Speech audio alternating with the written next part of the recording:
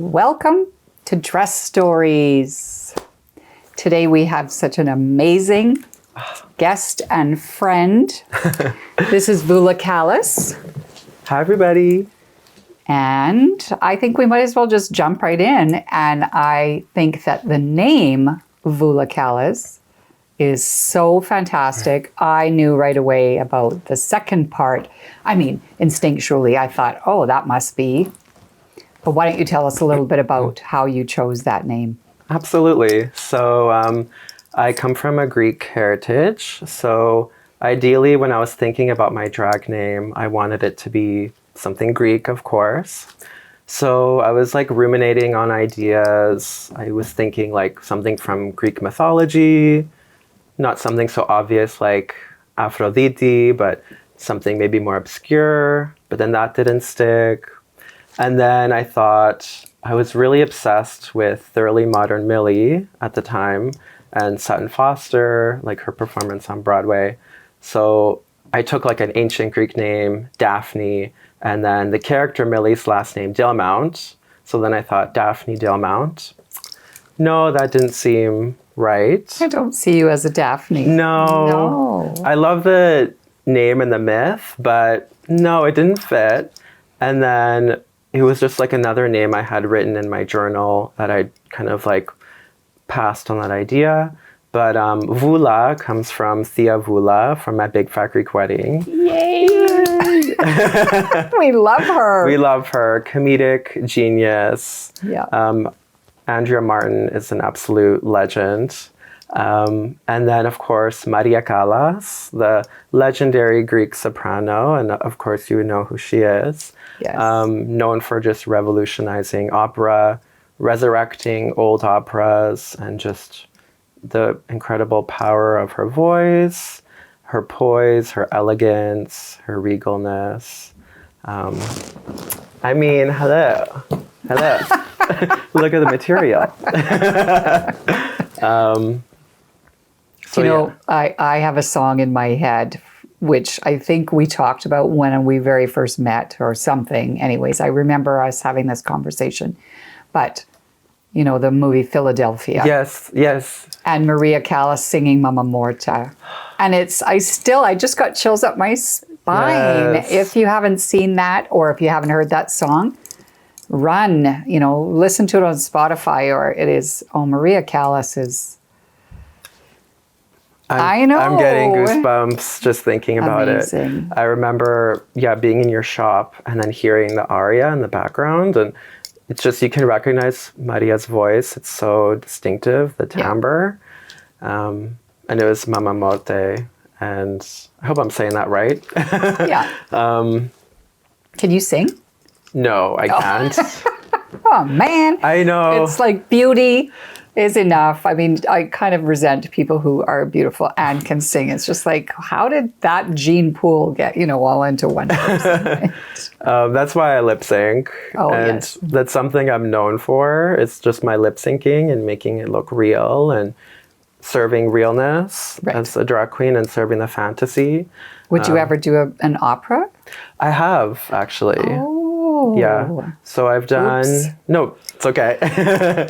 I've done Sempre Libera. Again, I hope I'm saying that right. From La Traviata, which is an opera that Vula Callas also kind of revolutionized. And isn't Sempre...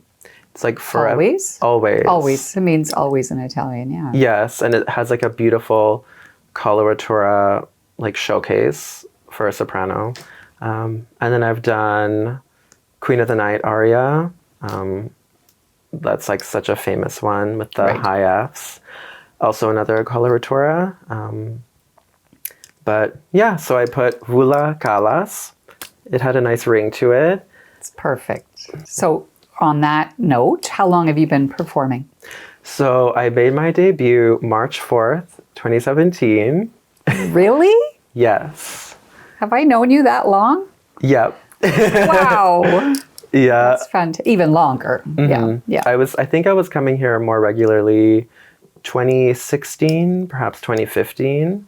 The reason why I have that date ingrained in my mind is because I was looking forward to it for probably a year, like thrifting every weekend, coming here a lot, just curating a drag image for myself. So when I made my debut, I would be successful and make an impact and hopefully, make connections and get booked. What was your first show? I mean, talk about nerves. My first show was the Outreach Amateur Drag Pageant show. Outreach was a student group at the University of Alberta. I did Fabulous Baby from Sister Act the musical. Oh my goodness. Yeah. Dolores Van Cartier is just singing about why she wants to be a star, and she's just leaving it all out on the stage, and I just kind of related to that, and I wanted to show how fabulous I was. Were you nervous? I was. I remember, and this is so dorky now that I think about it, they said you can go early to rehearse on the stage. Nowadays, I wouldn't do that. I still get nervous, like always. But I went early and I just blanked in my rehearsal. Oh, okay. Like there's a stage and the music, I can't hear it as well because the speakers are up there, not behind me.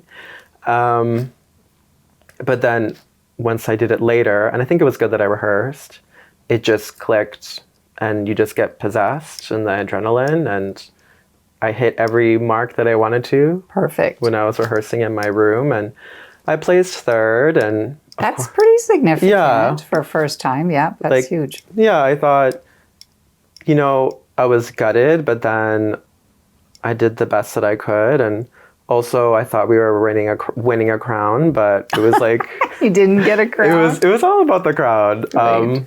It was like a $20, $40, and $60 gift card for second and third. I'd be like, where's my crown? Yeah, so I was like, well, I didn't get a crown. Oh, I wouldn't have gotten a crown. But no, I made amazing connections from that show and got amazing feedback. And winning isn't everything, but wanting to is. So. Right.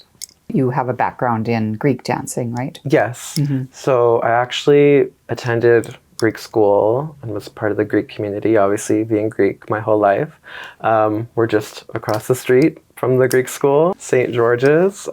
Spent about half my life there, and I'm really grateful that my parents sent me there so I could learn the language. At the time it sucked, doing Saturday school.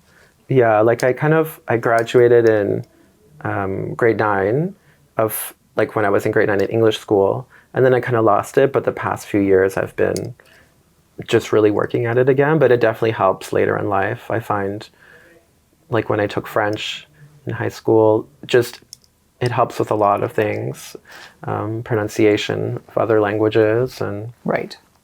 But yeah, and then we did Greek dancing, and then that translated to I was part of the Greek dance group that a lot of the adults join. Did Greek dancing there. I was the male dance instructor. Male. I mean, it's funny to think about it now, but I'm grateful for that experience. Later, I realized it wasn't for me. So I had to step back from that. And I knew I always had to choose between drag or Greek dance. But then with drag, like you said, it is like a different kind of dance. Like we're dancing in heels, in tights, like jewelry, tight-fitting dresses. So you'll be on stage and you'll feel like a little pop and a little rip, and it's like, oh. Right. So you kind of have to make sure, like not move so fast. Like you live and you learn. Do you have favorite designers that you are trying to emulate that look? I would say, of course, Dior. like classic Dior, the new look. This kind of looks like Dior This new kind look, of right? going back to basics. This lovely dress I got Back from to Swish. basics. I mean, it's not basic at all, but yeah. Galliano did that weird antelope shoe thing for a while, right? I think that shoe, or that wasn't the shoe that Naomi Campbell wore, but she ended up doing it was Vivienne Westwood. She fell in the rubber. The rubber tights. And Yeah. I think in her interview with Vivienne, she mentioned that they were rubber tights. Yeah.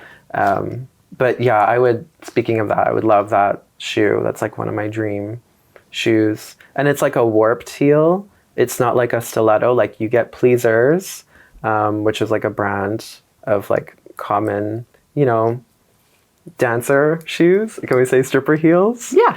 Stripper heels. Were you looking at fashion magazines and drooling over that kind of stuff for many, many years before? Or, was there always this passion for that fashion? I watched Fashion File with Jeannie Becker. Oh, yes, we love Jeannie Becker. Yeah. Loved that. And there was like the Obsession song, like dun dun dun dun dun dun. Dun. Yes. Obsession. Every time I hear that song, like the intro to that show comes back, and just seeing her interview all the designers, I just always had an affinity for it. It's in my bones. Like I'm just built for it. Like I feel like I was born to be a drag queen. Like when I'm in drag, it's like I'm like the goddess. Like I'm that starlet. So we know that you like designers and Dior and those sorts of things, but obviously Swish is a vintage store, and you are wearing a beautiful Swish vintage dress. And so what do you like about vintage, or what has drawn you to vintage pieces? I think the fact that it's a one-of-a-kind piece, you almost feel like you are really like treasure hunting. Like you found a unique piece of history from the past.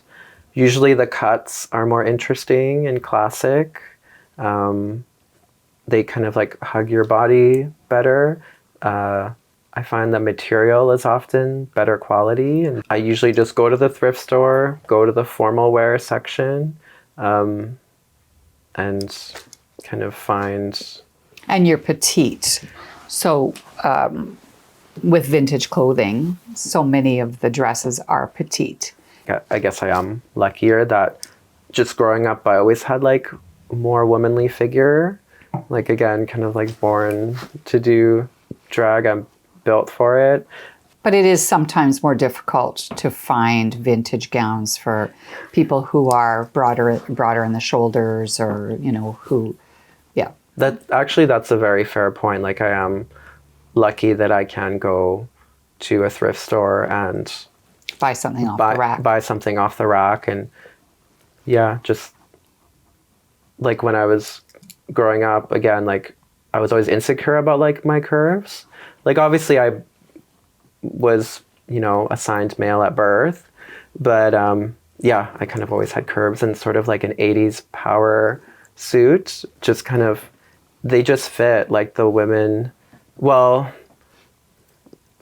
I guess the beauty standards were like the Cindy Crawfords and right. Paulina Porskovas, just like these goddesses with these like banging curves, and they just, a size like 6 or 8 just fits me like a glove, and I'm pretty lucky for that. So I won't get into this too much, but there's just recently a new the Supermodels show on Disney. I watched on Apple TV. Apple TV. Yes. I watched the whole thing. And I mean, those girls in the 80s, they weren't even models yet. And Cindy Crawford was 5'9". Mm-hmm. Did you see the stats? Yeah. 5'9", 125 pounds, 23-inch waist. And then the agency said, oh, you need to lose another 5 pounds. But I mean, we are historically getting bigger and bigger and bigger. Yeah.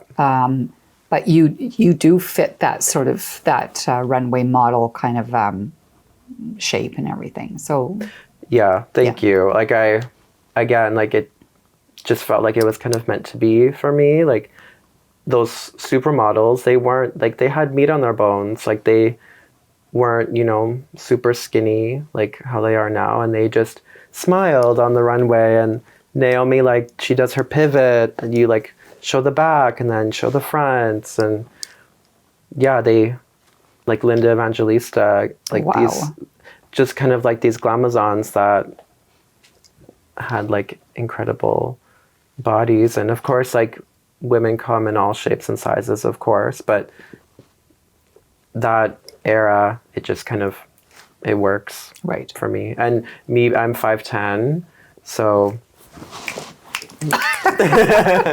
I want to be 5'10", like Cindy Crawford. Oh, I wish I was 5'10". Oh my goodness, I wish I was taller, but I'm in a smaller package. That's just fine. That's You're fabulous whatever. at any height, any size. It's all about the silhouette. I kind of want to make that clear. Like, I don't Right. want to shame anybody. It's always about the silhouette. How long does it take you to get ready? From head to toe takes about 2 hours. That's pretty good. Yeah, so you get the muscle memory. It used to take much longer, but yeah, makeup takes about hour and a half. And then, yeah, like putting on tights, getting dressed. I would say sometimes more than 2 hours. So when you were learning, I mean, I'm much older than you are, of course, and so back in the 80s, there wasn't YouTube or the internet or all those things. So when you were learning about makeup, were you able to, did you look at YouTube tutorials and or was it through books or just through your peers and people in the community? So it was mainly just through YouTube. Like, Yeah. definitely. Such a good resource for everything. Yeah, I hate to say that because it's so easy to go online, but truly, like, an archival source, like, that's kind of where I saw all the old kind of runways from the 90s, and a lot of the old, like, House of Styles by Cindy Crawford are on YouTube, and Oh, right. like opera documentaries and performances from Vula Callas. Like, it's all on YouTube. Well, most of it. So We just had a customer in today whose wife passed away, and Oh. he said, I'm using YouTube because I don't know how to cook. And I said, can you cook now? He said, not very well, but, that's whatever. I mean, you can use YouTube to learn everything and anything. So you were born here in Edmonton, right? Yes. Not in Greece. no. Okay. So for anybody who's watching this out of Canada, this is, we're in Edmonton, which is a prairie. We're in a prairie province. We are a very petroleum-based city, but pretty still artistic, and we have a good arts community and everything. So how do you think that your style has evolved or changed over the years? Well, I think when I started, again, I was obsessed with early modern Millie with Sutton Foster. So I was all about like really old style, like classic 20s, like early 20th century. So like drop waists, like I really wanted to sort of fulfill that. Oh, I'm aesthetic. seeing you in a little, like Louise Brooks, kind of a little black bob. Don't you have a bob? Yes. With the bangs? Mm-hmm. Yeah, very 20s. Yeah. Also, like, I idolized Catherine Zeta-Jones in Chicago. Oh, okay. So her performance in that, it was just like a complete tour de force. So anyway, getting back to your question, definitely more old style, like cutesy. I don't want to say conservative, but more like covered up and not truly like owning my body.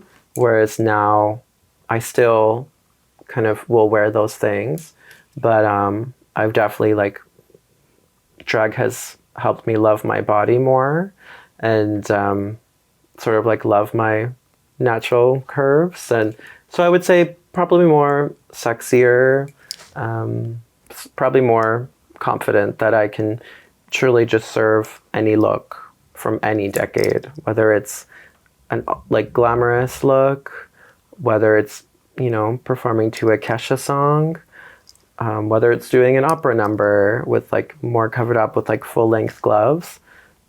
Yes, I would say more confident. Here's a question. If you could perform with anybody, living or dead, who would it be? Well, speaking of supermodels, maybe George Michael. Oh, I love George Michael. You know, rest in peace, of course. Absolute legend. If he was filming a new music video and he needed more glamorous girls to dance around. Oh. Or if he was like touring or something. Also another Greek legend. That's a great choice. Who's if you could raid anybody's closet, whose would it be? Oh, I would say Princess Diana. Oh, yes. Yeah. I could totally see you in a lot of those iconic looks. Yeah, like just Maybe not the sheep sweater. yeah, I'm not so familiar with that. Maybe not that. More of like the glamorous, like the dynasty dye stuff. So the dress I think of her in is the one at the White House and the black with dress. John Travolta. Yeah. Yes. I don't know who the designer was for that. That one's pretty iconic. Yeah. I'm not sure either. The photo of like them dancing together. Yeah. Anything of in her closet, because like she was around like during the late 80s and 90s. So again, the gorgeous suits when she's visiting a hospital, like the Chanel, the Versace. Yeah. Just beautiful, timeless clothing. This is a question that's just coming to my mind. So, Okay.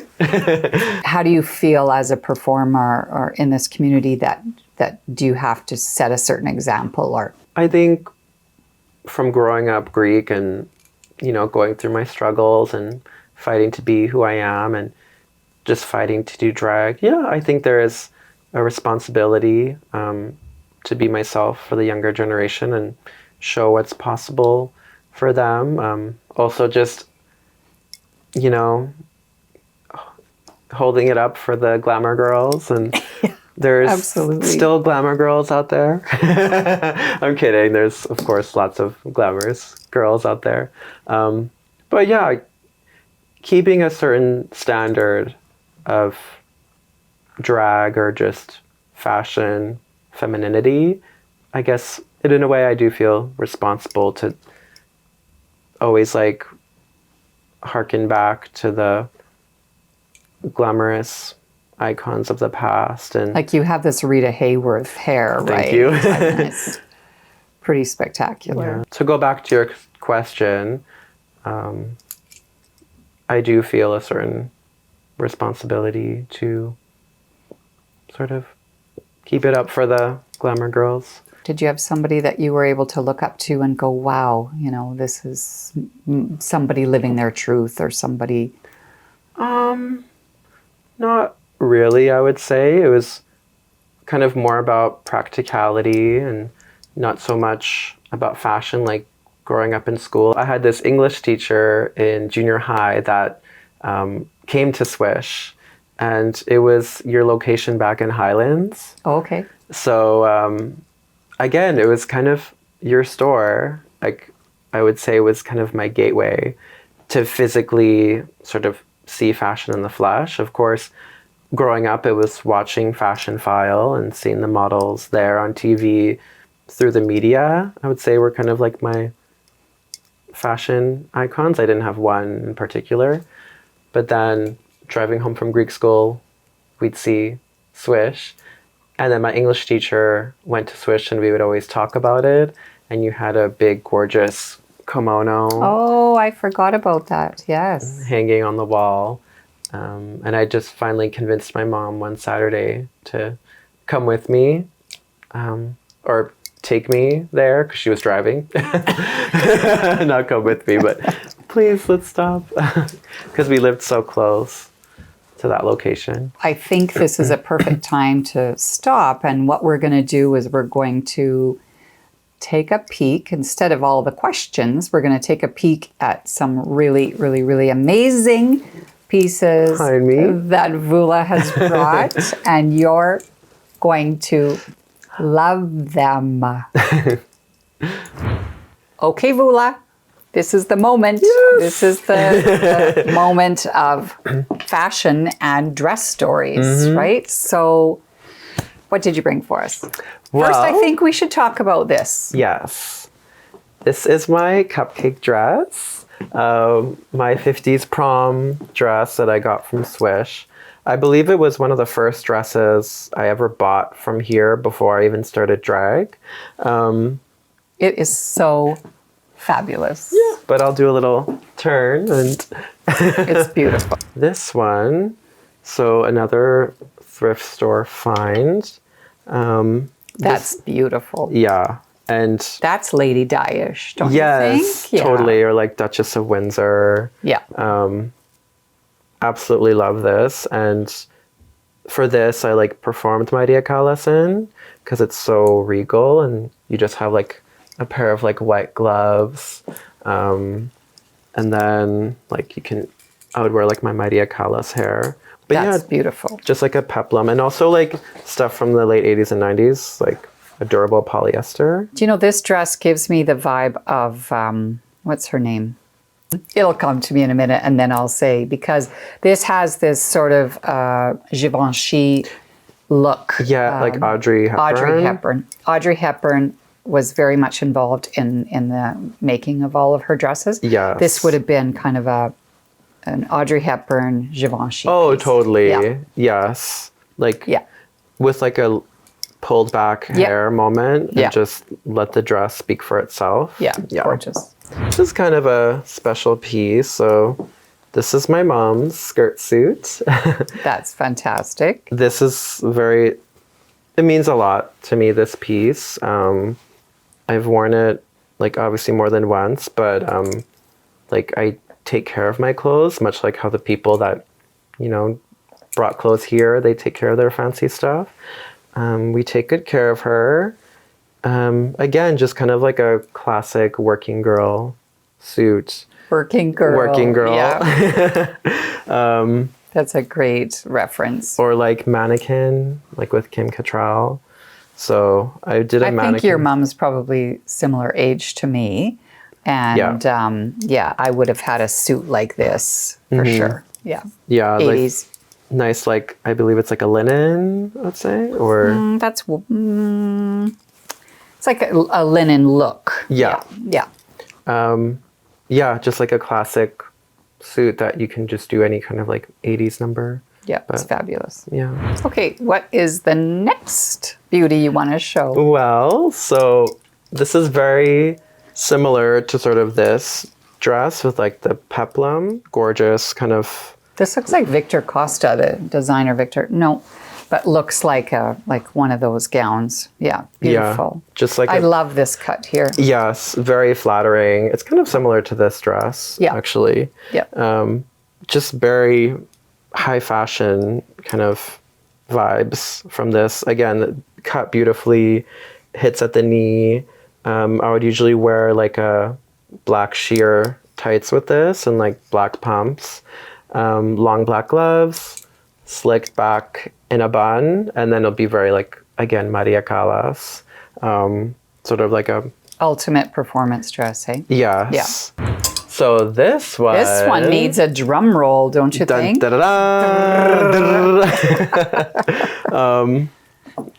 I mean... Hello. Hello. Like this one is... Untwist this here. Just there. Like absolute goddess knockout bang and bod. Just... Perfection. Perfection gown. This one has like a beautiful stretch, and when I put it on, it fit me like a glove. You did not need alterations in this dress. Not at all. This one was just kind of meant to be and beautifully constructed. I wore this to coronation this year for the ICWR, the Imperial Sovereign Court of the Wild Rose. I was Duchess for Reign 47. It's like a yearly event we do to kind of celebrate like all the money we've raised and That's amazing. This is just, this is probably one of my favorite. Well, now we saved the best for last. So You hold one and I'll hold one. it just Look at these. so fun, so fabulous. So the story behind these, again, I watched the movie Chicago and I saw Renee Zellweger do the Roxy number where she's like, Roxy heart. So she had like a silver one. But first I got the gold one made. So basically it was... It's amazing. Yes, it just, the impact on stage. It was Alberta's Next Drag Superstar. I made it to the semifinals. I was doing A Little Party Never Killed Nobody by Fergie. And I've always wanted to do a reveal when she's like, what do you think, Goon Rock? Are you ready? Boom. Like, and that's what happened. So Melinda Verga, an amazing drag queen who was a mentor of mine and helped me through Alberta's Next Drag Superstar, she made this. This is custom. Okay. Yes, this was probably my first custom piece ever in drag. And she kind of brought my vision to life. I wanted to just shock everybody. So basically I had 2 black gloves and they were filled with gold glitter. And like as the song starts. Oh, perfect. And then just the impact of, I just had like a black dress, like 20s dress on, like, and we stoned it. And it was, it had snaps all the way down the side. And I just went like, bow. And then everybody just went crazy. So it's kind of like a signature number of mine. And it means a lot to me. And she's gotten a lot of wear and... It's fantastic. Yeah, we love her. She's a nice party dress. It's fantastic. Actually, leotard. And then I loved it so much, so I got it in silver. So Wilda Mason, Melinda Verga's friend, made this. Same pattern that Melinda Verga had, and now we have it in silver. So this is kind of more like Renee Zellweger's in the movie. She had like a silver one with like stoned... Okay, so on that note, all about showgirls and beautiful pieces, and we're going to put those back in their little home. Yes. And I just want to thank you so much, Vula, for coming and being part of our series. And this has been such an honor. So again, this is such a great thing. Look at all these amazing pieces. And if you get a chance, you have to go see Vula perform. Aww. Thank you so much for having me. I think this is like, we've come full circle. Like I kind of started my journey at Swish and shopping here and talking to you. And now this is kind of like the celebration of like my journey. And you are arrived. You have arrived. This is, it's brilliant. Thank you so much. Can we do a... Yes. Mwah. Mwah. I can't work the makeup. Thank you. Bye.